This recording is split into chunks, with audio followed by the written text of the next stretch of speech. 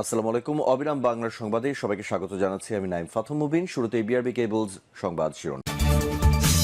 জানিয়ে দেব সর্বশেষ আপডেট বাংলা সংবাদ। শুরুতেই শিরোনাম।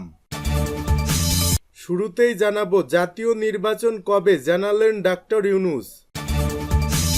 এদিকে বিডিআর হত্যাকাণ্ডের পরিকল্পনা হয় 2 বছর আগেই, সম্মতি ছিল শেখ হাসিনার। থাকছে বিস্তারিত প্রতিবেদন। জানাবো গুলশান থেকে হাজী সেলিমের ছেলে সুলাইমান গ্রেপ্তার। এতক্ষণ শুনছিলেন সংবাদ শিরোনাম, এখন থাকছে বিস্তারিত।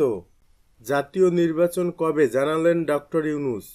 সংস্কার শেষে দ্রুত জাতীয় নির্বাচন দেয়া হবে বলে জানিয়েছেন অন্তর্বর্তী সরকারের প্রধান উপদেষ্টা ডক্টর মোহাম্মদ ইউনূস। তিনি বলেন, জাতীয় সংসদ নির্বাচন কবে হবে তা নির্ভর করছে সংস্কারের গতির উপর। স্বৈরাচারী সরকারের পতনের পর বাংলাদেশের নির্বাচন ব্যবস্থা সহ রাষ্ট্রের গুরুত্বপূর্ণ সংস্কার করতে হবে। আমরা দ্রুত নির্বাচন দিতে চাই। প্রধান উপদেষ্টা বলেন, সরকারের দায়িত্ব নেওয়ার পর আমরা প্রতিশ্রুতি দিয়েছিলাম দেশকে ভোটের জন্য প্রস্তুত করতে। প্রস্তুতি শেষ হওয়ার সঙ্গে সঙ্গেই নির্বাচন দেয়া হবে। সরকার দ্রুত নির্বাচন দিতে চায় জানিয়ে ডক্টর ইউনূস বলেন, সংস্কার কাজে দেশের সবাইকে এক হতে হবে। সরকার, সংসদ, নির্বাচনী বিধি কেমন হবে এসব খুব দ্রুত শেষ করতে হবে। অন্তর্বর্তী সরকারের মেয়াদ যতই কম হয় ততই ভালো, এমন মন্তব্য করে প্রধান উপদেষ্টা বলেন, আমরা অন্তর্বর্তী সরকারে আছি, তাই আমাদের মেয়াদ যতটা সম্ভব কম হওয়া উচিত। আমরা দ্রুত নির্বাচন দিতে চাই। দেশের বিভিন্ন সেক্টরে অস্থিতিশীলতার বিষয়ে ডক্টর ইউনূস বলেন, যে কোনো সরকারই এ বিষয়ে উদ্বিগ্ন থাকবে। তার সরকারও আছে। আমরা আশা করছি যে একটি সমাধান করতে পারব এবং একটি শান্তিপূর্ণ পরিবেশ বজায় রাখতে পারব। ছাত্র জনতার তুমুল আন্দোলনের মুখে গত 5 আগস্ট আওয়ামী লীগ সরকারের পতন হয়। এরপর 8 আগস্ট অন্তর্বর্তী সরকার গঠিত হয়। নোবেলজয়ী অর্থনীতিবিদ ডক্টর মোহাম্মদ ইউনূসের নেতৃত্বে অন্তর্বর্তী সরকার দায়িত্ব নেওয়ার পর বিভিন্ন সংস্কার কাজে হাত দিয়েছে। বিএনপি সহ বেশ কিছু দল যতটুকু সম্ভব সংস্কার শেষ করে দ্রুত নির্বাচনের দাবি জানিয়ে আসছে। কিছুদিন আগে বার্তা সংস্থা রয়টার্সকে দেয়া সাক্ষাৎকারে সেনাপ্রধান জেনারেল ওয়াকারুজ্জামান 18 মাসের মধ্যে নির্বাচনের সম্ভাবনার কথা জানিয়েছিলেন। তিনি বলেছিলেন, প্রয়োজনীয় সংস্কার সম্পূর্ণ হলে এই সময়ের মধ্যে নির্বাচনের জন্য অন্তর্বর্তী সরকারকে সেনাবাহিনীর পক্ষ থেকে পূর্ণ সমর্থন দেয়া হবে। এরপর জাতিসংঘ সদর দপ্তরের আন্তর্জাতিক মুদ্রা তহবিল IMF-এর ব্যবস্থাপনা পরিচালক ক্রিস্টালিনা জার্জিভার সঙ্গে বৈঠকে অন্তর্বর্তীকালীন সরকারের প্রধান উপদেষ্টা ডক্টর মোহাম্মদ ইউনূস বলেছিলেন, চলমান সংস্কার কাজ শেষে এবং একটি পূর্ণাঙ্গ ভোটার তালিকার কাজ সম্পূর্ণ হলে নির্বাচন অনুষ্ঠিত হবে। বিডিআর হত্যাকাণ্ডের পরিকল্পনা হয় 2 বছর আগেই, সম্মতি ছিল শেখ হাসিনার। 2007 সালে, অর্থাৎ বিডিআর হত্যাকাণ্ড সংগঠিত হওয়ার 2 বছর আগে থেকেই এর পরিকল্পনা শুরু হয়েছিল। ইতিহাসে সবচেয়ে নৃশংস ঘটনার বাস্তবায়নকে কেন্দ্র করে বিপথগামী বিডিআর সদস্যরা 2007 সালের মাঝামাঝি সময় ব্যারিস্টার ফজলেনুর তাপসের সঙ্গে যোগাযোগ করেন। হত্যাকাণ্ড সংগঠিত হওয়ার আগের কয়েক মাসে তাপসের সঙ্গে তাদের একাধিক বৈঠক করেছেন তারা। প্রথম বৈঠক হয় 2009 সালের 22 ফেব্রুয়ারি, যেখানে তাপস বিডিআরের মহাপরিচালক মেজর জেনারেল শাকিল আহমেদ এবং তার স্ত্রীকে হত্যার পরিকল্পনা অনুমোদন দেন। এই বৈঠকটি ছিল পিলখানার স্থানীয় আওয়ামী লীগ নেতা তুরাব আলীর বাসায় এবং তাতে রাজনৈতিক নেতাদের সঙ্গে বিডিআর সদস্যদের গভীর সম্পর্কের প্রমাণ মিলেছে। ওই সময় মেজর জেনারেল শাকিল আহমেদ এবং তার স্ত্রী হত্যার পরিকল্পনা শুধু তাপসই নন, আওয়ামী লীগ নেতা শেখ সেলিম, মির্জা আজম সহ আরও কিছু গুরুত্বপূর্ণ রাজনৈতিক ব্যক্তির নাম উঠে এসেছে। অভিযোগ ছিল এই নেতার সম্মতি নিয়েই হত্যাকাণ্ডটি ঘটানো হয়েছিল। পরিকল্পনা বাস্তবায়নের আগে 2009 সালের ফেব্রুয়ারির মাঝামাঝিতে 10 থেকে 12 জন বিডিআর সদস্য শেখ সেলিমের বাসায় সাক্ষাৎ করেন। তাদের বলা হয়েছিল সরকারের সমর্থন রয়েছে। সে সময় পিলখানায় জয় বাংলা স্লোগান শোনা গিয়েছিল, যা পরবর্তী হত্যাকাণ্ডের জন্য এক ধরনের সংকেত ছিল।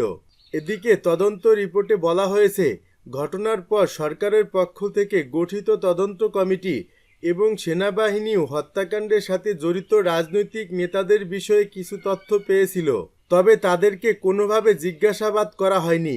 সেসব নেতাদের বিরুদ্ধে কোনো ব্যবস্থা নেওয়া হয়নি। 2009 সালের 25 ও 26 ফেব্রুয়ারি পিলখানায় বিডিআরের সদর দপ্তরে এক ভয়াবহ বিদ্রোহের মুখে সেখানে তৎকালীন বিডিআর মহাপরিচালক সহ 58 সেনা সদস্যকে হত্যা করা হয়। তাদের লাশ গুম করা হয় এবং মেজর জেনারেল শাকিল আহমেদের স্ত্রীকেও নির্মমভাবে হত্যা করা হয়।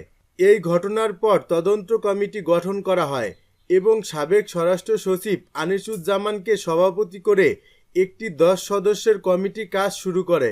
তবে সেই তদন্তের সময়ে একাধিক আওয়ামী লীগ নেতা জাহাঙ্গীর কবির নানক এবং কামরুল ইসলাম যথাযথভাবে প্রশ্নের সম্মুখীন হননি।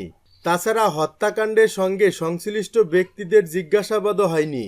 সেনাবাহিনীর সদস্যদের দেয়া স্বীকারোক্তি অনুযায়ী বিডিআরের সদস্যরা তখন পরিষ্কারভাবে বলেছিলেন এই হত্যাকাণ্ডের পেছনে ছিল রাজনৈতিক সমর্থন এবং সেনাবাহিনীকে ধ্বংস করার একটি গভীর ষড়যন্ত্র। তদন্ত কমিটির সদস্য হাসান নাসির বলেন, তদন্তে হত্যাকাণ্ড পরিকল্পনার সঙ্গে ব্যারিস্টার তাপস সহ আরও কয়েকজন রাজনৈতিক ব্যক্তির সংশ্লিষ্টতার তথ্য পাওয়া গেলেও তাদের জিজ্ঞাসাবাদ করা যায়নি। তদন্ত কমিটির কাছে এসেছিলেন আওয়ামী লীগ নেতা জাহাঙ্গীর কবির নানক ও কামরুল ইসলাম। তিনি বলেন, তবে কমিটির সভাপতি এ দুজনকে দায়সারা গোছের কিছু প্রশ্ন করে হ্যাঁ না ধরনের সংক্ষিপ্ত জবাব পান। এটি ছিল শুধু আনুষ্ঠানিকতা, আমাদেরকে প্রশ্ন করতে দেয়া হয়নি।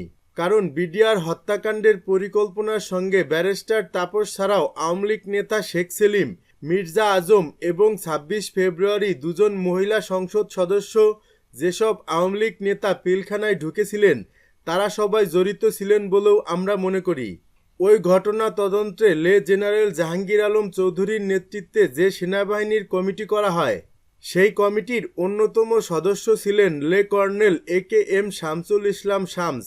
তিনি বলেন, হত্যাকাণ্ডে অংশ নেয়া বিডিআর সদস্যরা আমাদের তদন্ত কমিটির কাছে যে স্বীকারোক্তি দেন তাতে স্পষ্ট হয় যে হত্যা পরিকল্পনার সঙ্গে আওয়ামী লীগ নেতা জড়িত ছিলেন। বিডিআরের দাবি, ক্ষোভ থেকে এই নৃশংস ঘটনা ঘটেনি, এটি ছিল সেনাবাহিনীকে ধ্বংস করতে, দেশকে অকার্যকর করতে বিদেশি ষড়যন্ত্রের ফল। এক্ষেত্রে আওয়ামী লীগকে কাজে লাগানো হয়েছে। হত্যাকাণ্ডে অংশ নেওয়া সদস্যদের স্বীকারোক্তিতে উঠে আসে আরও কিছু চমকপ্রদ তথ্য। সিপাহী আশরাফুল আলম তার জবানবন্দিতে বলেন, 2009 সালের জানুয়ারি থেকেই বিডিআর সদস্যরা আন্দোলনের প্রস্তুতি নিচ্ছিল।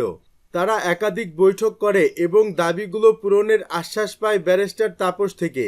22 ফেব্রুয়ারি তাপসের উপস্থিতিতে একটি বৈঠকে তাদের পরিকল্পনা চূড়ান্ত হয়, যেখানে একাধিক আওয়ামী লীগ নেতা উপস্থিত ছিলেন। গুলশান থেকে হাজী সেলিমের ছেলে সুলাইমান গ্রেপ্তার। ঢাকা 7 আসনের সাবেক সংসদ সদস্য সুলাইমান সেলিমকে গ্রেপ্তার করেছে পুলিশ। বুধবার গভীর রাতে রাজধানীর গুলশান একটি বাসা থেকে তাকে গ্রেপ্তার করে কোতোয়ালি থানা পুলিশ। চকবাজার থানায় দায়ের করা একটি হত্যা মামলায় তাকে গ্রেপ্তার করা হয়েছে বলে পুলিশ সূত্রে জানা গেছে। সুলাইমান সেলিম ঢাকা 7 আসনের সাবেক এমপি হাজী সেলিমের বড় ছেলে। হাজী সেলিম কিছুদিন আগে গ্রেপ্তার হয়ে কারাগারে আছেন। কোতোয়ালি থানার ওসি মোহাম্মদ এনামুল হাসান গ্রেপ্তারের তথ্য নিশ্চিত করেছেন। তিনি বলেন, ঢাকা 7 আসনের সাবেক সংসদ সদস্য সুলাইমান সেলিমকে গ্রেপ্তার করা হয়েছে। তার বিরুদ্ধে চকবাজার থানায় হত্যা মামলা রয়েছে। কিছুক্ষণের মধ্যে তাকে চকবাজার থানায় হস্তান্তর করা হবে। ছাত্র জনতার তুমুল আন্দোলনের মুখে গত 5 আগস্ট আওয়ামী লীগ সরকারের পতন হয়। এরপর থেকে আত্মগোপনে চলে যান আওয়ামী লীগের নেতারা। অনেকে বিদেশে পালিয়ে গেলেও দেশে অবস্থান করা নেতারা আছেন আত্মগোপনে। ইতিমধ্যে আওয়ামী লীগের বেশ কয়েকজন নেতা গ্রেপ্তার হয়ে কারাগারে আছেন। এখনও গা ঢাকা দিয়ে আছেন অনেকে। হাসিনা সরকারের পতনের পর হাজী সেলিম পুত্র সুলাইমান সেলিম গ্রেপ্তার এড়াতে আত্মগোপনে ছিলেন। অবশেষে গতরাতে পুলিশের হাতে ধরা পড়েন তিনি। সুলাইমান সেলিম দ্বাদশ জাতীয় সংসদ নির্বাচনে ঢাকা 7 আসনে আওয়ামী লীগের টিকিটে ভোট করে সংসদ সদস্য নির্বাচিত হন।